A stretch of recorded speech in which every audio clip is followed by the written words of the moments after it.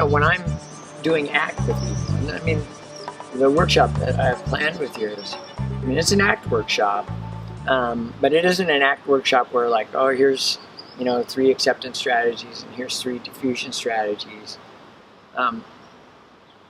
If somebody is, really jammed up, really, hard way, I'm going to start with a conversation with them that is sort of like, okay, while we sort this out, like if you had like a sword plunged into your side and you're saying, boy, I'm feeling really bad, I wouldn't be like, is that familiar to you?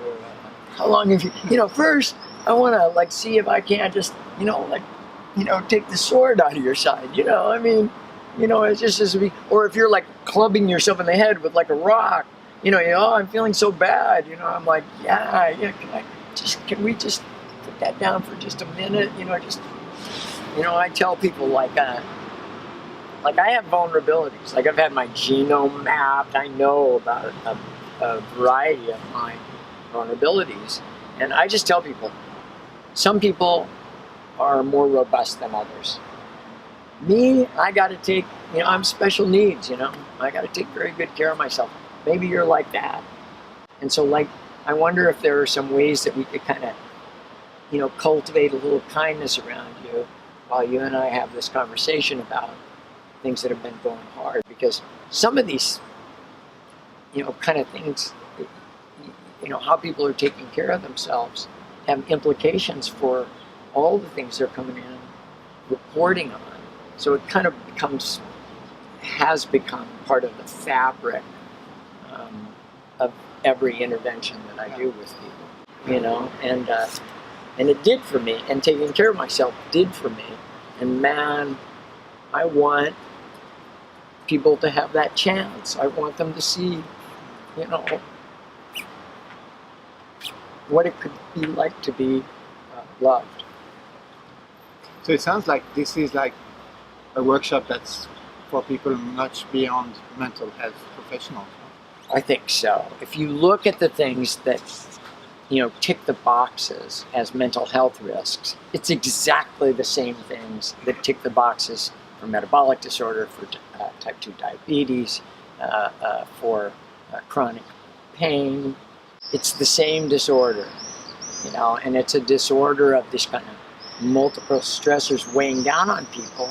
And then, and they look inside and they say, what's wrong with me? And I'm like, dude, So, I mean, we've been, I've been running these, all over the place, and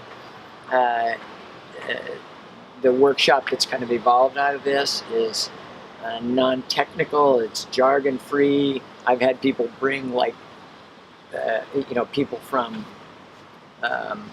education coming. I've had people bring their spouses to it who, are in areas that are completely outside, and they're like, geez, what are we doing to the people at work, and, just these small changes that we could make in our workplace that would make it less likely that, more likely that people would be healthy and well, and, less likely that they're going to suffer under these, kind of death by inches.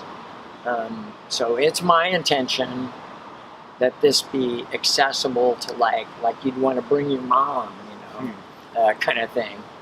Certainly to any person in a kind of caring profession where people are coming to you for advice about, how to move forward.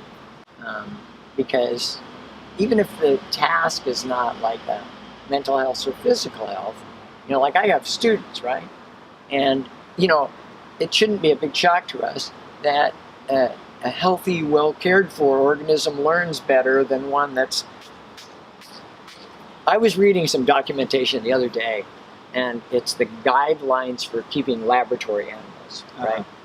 And so I'm reading all these rules for like keeping rats. Like, for example, if you're running a lab and you have rats that are, in the studies, you cannot house the rats individually without first justifying that to the ethics board, right? Right. Because the kind of animal a rat is, isolation is torture, right?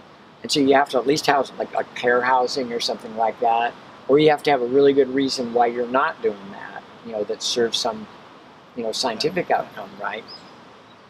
Like I'm thinking, like, as I'm reading this, I'm thinking, these rats probably have more attention to their sort of evolved needs than the graduate students who are running the studies. You know, it just seems kind of cruel, you It know? does, You yeah. can do something about that.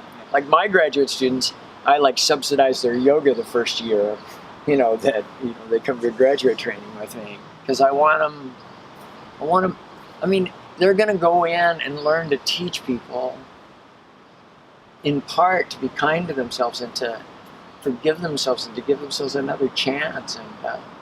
And it just seems right that they would do that with themselves first.